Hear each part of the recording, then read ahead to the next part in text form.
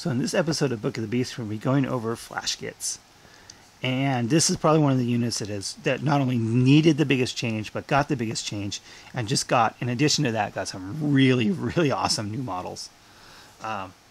So what do you got here? So basically, Flash Gitz, you've got knobs that are no longer have the heavy armor. So for losing the heavy armor, they drop down a point or 3 points. Yeah, they drop 3 points. And pretty much all their weapons have changed. So what they get now is they are strength 5 guns with D6 shots or D6 AP and assault 3. So basically what they did is they wrapped up all the upgrades you had in the old book into the price of the model for no additional cost. Dropped the heavy armor and dropped them 3 points.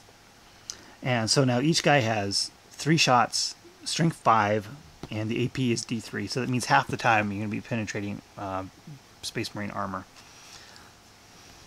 which is really awesome. Each model has a boss pole already, too, because it's just included in their war gear, which is, again, really awesome. They each have stick bombs, and since they're initiative 3, that does actually matter. And they each have Git Finders, and Git Finders, what they do is, if they don't move, they get BS3. And you can take a truck or a battle wagon as a dedicated transport. So, I mean, they're still kind of spendy at 22 points a model, but oh, they've really made them from just terrible to actually pretty good shooting unit. With the Git Finders, they don't move, but again, 24 inches is going to mean that you're going to be moving more often than not, especially at the beginning of the game. Especially if you put them in a battle wagon, you move them up 6 and you can shoot. But that extra... But having strength 5 base, and if you roll D strength or AP 1 or 2 firing at vehicles, that could be really nice.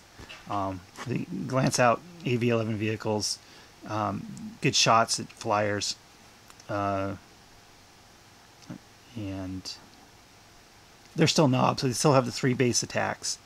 Initiative 3, strength and toughness 4, 2 wounds each.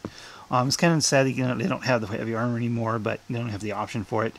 But that's okay, because now you can give them a Pain Boy, of course, if you want to, or put in the War Boss with them, or any model with a Lucky Stick. So maybe a mech with a KFF and the Shiny Shuda, and or War Boss with a Lucky Stick.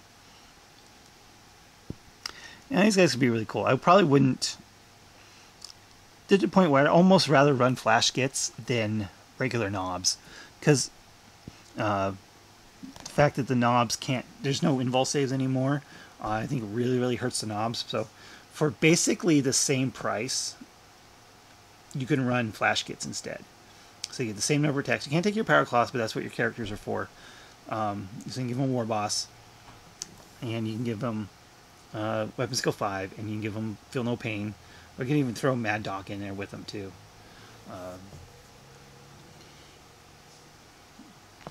To make them fearless. So, but again, unfortunately, they do take a heavy support slot, and again, heavy supports are going to be very highly contested in the Orc book over the other units. But they could be the combination of a really nice gun and the ability to assault and do a lot of damage in assault with 4 attacks on the assault with assault grenades and strength 5. So they're shooting a strength 5, they're assaulting a strength 5. And you give them the Lucky Stick for Weapon Skill 5, and you've got a great little all-purpose unit. So Flash Gitz have really gotten better. And everything about them has gotten better. They went from just the absolute dregs of it, not just the Codex, but all of 40k, to something that I said I would rather take Flash Gitz than knobs if I had the slot available. I wouldn't take them over Mega Knobs, but I would definitely take them over regular knobs. They each have a boss pole. That's so awesome. So you're always going to get that reroll. You can give them the dedicated battle wagon. And I said the models are just absolutely fantastic. I'm not a big fan of the freebooters, the pirate look. So I don't know if I'm actually going to get any of these guys. I might just get the guns and then get regular knob models, bodies, so I don't have to deal with the pirate stuff. But I really want to try these guys out because they sound really good. The flexibility of being both a shooty and assault unit, and having the toughness and strength that knobs do. They're great. I mean, they really are great. They're 22 points. So you take it. So basically, for 22 points over a knob, you get the gun and the Git Finder and the boss pole. And they still have Here We Go, of course. So you get that reroll to charge. There's no downside to these guys at all, except for the fact they're in heavy support. I wouldn't give them a truck. I'd definitely give them a battle wagon. Give them some support like Mad Doc or Pain Boy or War Boss. And just, these could really be one of the most flexible units in the book. And it's something I really want to try out. Because 10 of them would be, what, 220 points? There's no need to pay for any upgrades. The only upgrades available, of course, is the ammo rent. I wouldn't bother. So with the 120 point battle wagon, or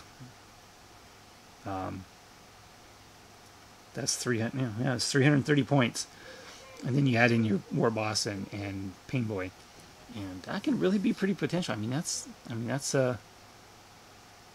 30 shots. Sure, it's only orcs firing, but if they don't move, then you get extra BS. That's definitely nothing to laugh at. So they've definitely gone from bad to usable, and way past usable to almost even good. It would be nice if maybe if you take one with a Power Claw, but it's not necessary. You just give them characters with Power Claws. Maybe even give them take a mech with a kill saw just for fun, to make up for it. So yeah, this is going to really, as I said, it's really an all-purpose unit, both shooty and assaulty, which is something which really only joins the shooter boys as far as that kind of usability and flexibility. So that's how good these guys are. These are almost as good as shooter boys, and they definitely would fit in the same role, except they get to be in a battle wagon instead of a truck. So even with heck, even your battle wagon, a kill cannon, you still get all 10 of these guys in there, and a War Boss, and your Pain Boy. And sure, it's a lot of points, but I mean that's just a unit that's just they're gonna have to deal with, and it's gonna be really good against just about everything. Heck, even you might even you have something against a Wraith Knight. You're strength 5, so you can at least wound away Wraith Knight, and half the time you're gonna be penetrating armor. So you sit still, you shoot 30 shots at him. And a 6 is wound, and they're just half the time they're just a wound. Can't complain about that. There's not a whole lot in this book that can do that kind of damage to a Wraith Knight, other than tank busters. But they don't have quite the flexibility these guys do. So flash kits are okay. There's definitely nothing wrong with them. There's no downsides to them anymore. The price is okay. The stats are okay. And compared to regular knobs, again, I would always take these guys, provided I have the slot, over regular knobs. In a battle wagon. So that's really all I have for flash kits, because unfortunately I've never actually played them. I don't have any, but in theory anyway, they sound really good, and this is one of those units I want to try. I'm not a big fan of the models personally, just because I don't like the freebooter look, but the rest of it, I mean, other than that, the models are just fantastic. So I'm going to give these guys a try sometime. They're on my list of things to do, so to speak. But I don't see any reason why they can't be really awesome. So that's going to be it for this episode of Book of the Beast. I'll talk to you guys later.